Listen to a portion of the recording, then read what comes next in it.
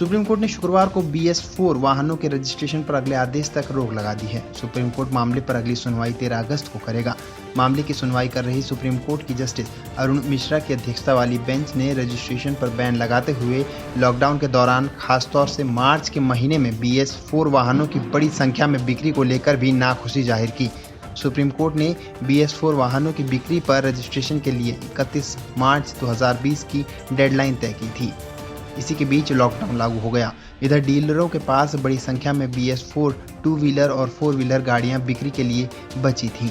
ऐसे में dealer BS4 वाहनों की बिक्री और रजिस्ट्रेशन की डेडलाइन बढ़ाने की मांग करते हुए सुप्रीम कोर्ट पहुंचे थे। इस पर सुनवाई करते हुए सुप्रीम कोर्ट ने डीलरों को 10% BS4 वाहनों को बेचने की परमिशन दी थी। सुप्रीम कोर्ट में विश्वविद्यालय अनुदान आयोग UGC की अर्जी पर सुनवाई 10 अगस्त तक के लिए टाल दी गई है।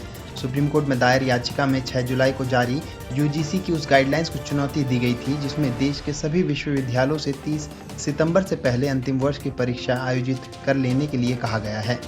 UGC का कहना है कि फाइनल ईयर की परीक्षा का आयोजन जरूरी है, उसको रोका नहीं जा सकता है। UGC ने आगे कहा कि किसी को भी इस धारणा में नहीं रहना चाहिए कि ये मामला सुप्रीम कोर्ट में लंबित है, इसलिए कोर्ट ने परीक्षा रोक दी है। छात्रों को अपनी पढ़ाई की पूरी तैयारी करनी चाहिए।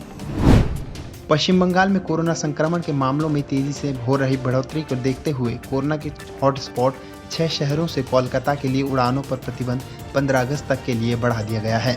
नेताजी सुभाष चंद्र बोस अंतर्राष्ट्रीय हवाई अड्डे ने ट्वीट के जरिए इस बात की जानकारी दी। ट्वीट में लिखा गया 6 शहरों जिसमें दिल्ली, मुंबई, पुणे, चेन्नई, नागपुर और अहमदाबाद शामिल हैं से कोलकाता हवाई अड्डे पर उड़ानों के आने पर प्रतिबंध 15 अगस्त 2020 तक के लिए बढ़ा दी गई है।